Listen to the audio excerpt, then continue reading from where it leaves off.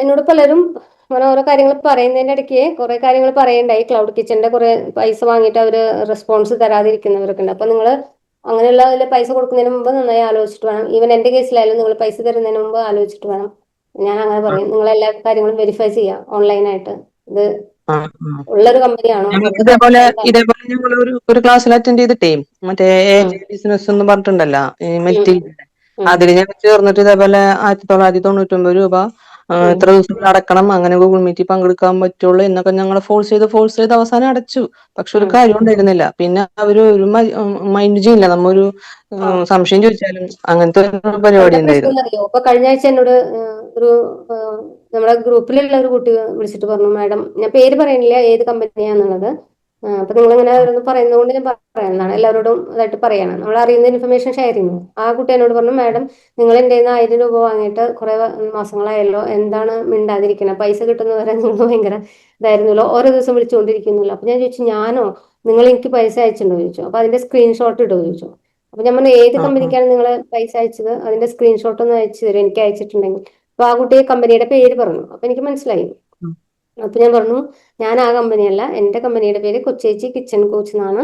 കൊച്ചേച്ചി kitchen ഉം, coach എന്ന കമ്പനിക്ക് പൈസ ഇട്ടുണ്ടെങ്കിൽ നിങ്ങൾ എനിക്ക് സ്ക്രീൻഷോട്ട് അയച്ചു തരൂ എന്ന് പറഞ്ഞു. ഉം, അപ്പൊ ഉം, അവള് പറഞ്ഞു, അല്ല സോറി, അത് ഇതല്ല, ഞാൻ തെറ്റി പോയതാണെന്ന് പറഞ്ഞു. അതായത് ഉം, ജസ്റ്റ് ആൾക്കാര് എന്താ പ്രശ്നം എന്നറിയോ? ഇപ്പൊ അതുകൊണ്ട് എന്താന്ന് വെച്ചാൽ, ഞാൻ നമ്മള് കിച്ചൺ കോച്ച് അല്ലെങ്കിൽ ഫുഡ് ബിസിനസിന്റെ സപ്പോർട്ടാണ്, ഡിജിറ്റൽ മാർക്കറ്റിംഗ് ആണെന്ന് പറയുമ്പോൾ ആൾക്കാർക്ക് ഫസ്റ്റ് ഇംപ്രഷൻ വരുന്നത് എന്താ? ഓ, ഇത് തട്ടിപ്പായിരിക്കും, ഇല്ലേ? അങ്ങനെ പല ഒരു നമ്മൾ പറയില്ലേ, ഒരു മീൻ മതി ഒരു കുളം കലക്കാൻ എന്നുള്ളൊരു അവസ്ഥയാണ് ഇപ്പോ.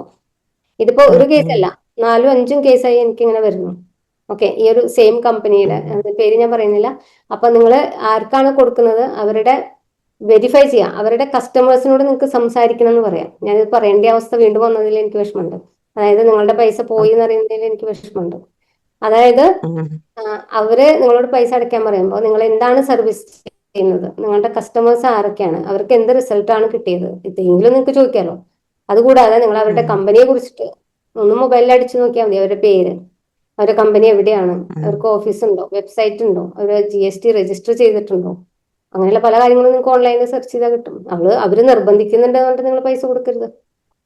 ഞാൻ ഇപ്പൊ നിങ്ങളെ നിർബന്ധിച്ചില്ലല്ലോ ഉം, പൈസ തരുമെന്ന് പറഞ്ഞിട്ട്. നിങ്ങൾ തീരുമാനിക്കുക, നിങ്ങൾക്ക് ആവശ്യമുണ്ട് തോന്നുന്നുണ്ടെങ്കിൽ ഉം, നിങ്ങൾ പൈസ അടയ്ക്കാം. അത് വല്ലാതെ നിർബന്ധിക്കുമ്പോൾ നിങ്ങൾ ചിന്തിക്കണം, എന്താണ് ഇവരിങ്ങനെ നിർബന്ധിക്കണേ. അതായത് നമ്മളെ ഉം, അങ്ങനെ പ്രഷർ ചെയ്തിട്ട് അവരെ നിർത്തും. ഇത് ചെയ്തില്ലെങ്കിൽ ഉം, നിങ്ങൾക്ക് നാളെ ജയിക്കാൻ പറ്റില്ല, എയർ കിട്ടില്ല, അങ്ങനത്തെ ഒരു അവസ്ഥയിലാക്കും. ഉം, അതാണ് ആ പവർ. അപ്പൊ അത് നമ്മൾ ശ്രദ്ധിക്കണം. ഓക്കെ, ഉം, അപ്പൊ നിങ്ങളത് വിവേകത്തോടു കൂടി ഇങ്ങനെയുള്ള കാര്യങ്ങൾ ഒരുപാട് ഞാൻ പറഞ്ഞല്ലോ, ടെക്നോളജി കൊണ്ട് ഉപയോഗമുണ്ട്, അതേസമയം ഇങ്ങനെയുള്ള കാര്യങ്ങളുണ്ട്. അപ്പൊ നമ്മളിവിടെ എന്താ ചെയ്യണമെന്ന് വെച്ചാൽ, ഇത് അറിയുന്ന കാര്യങ്ങൾ ഷെയർ ചെയ്യണം. ഇത് ഞാൻ എന്റെ ഗ്രൂപ്പിൽ പറഞ്ഞിട്ടുണ്ട്, കഴിഞ്ഞ മീറ്റിംഗിൽ ഞാൻ എല്ലാവരോടും പറഞ്ഞിട്ടുണ്ട്. എന്നോട് മുൻപേ സംസാരിച്ചവരോട് ഞാൻ ഈ കാര്യം സെർച്ച് ചെയ്ത് കൺഫേം ചെയ്ത് ഞാൻ പറഞ്ഞിട്ടുണ്ട്.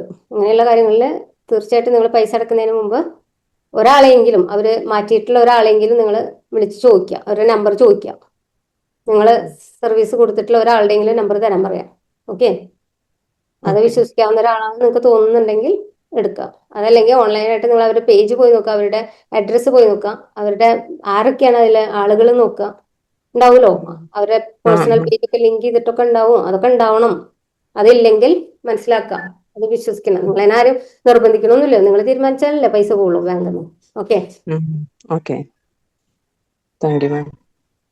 അങ്ങനെയാണ് ഇന്നത്തെ മാർക്കറ്റിൽ കുറെ അങ്ങനെ വരുന്നുണ്ട്. അപ്പൊ ഒരാൾ ജെന്യൂൻ ആണെങ്കിൽ 10 ആള് ഫ്രോഡ് ആണെങ്കിൽ കാര്യം കഴിഞ്ഞില്ലേ. അതാണ്.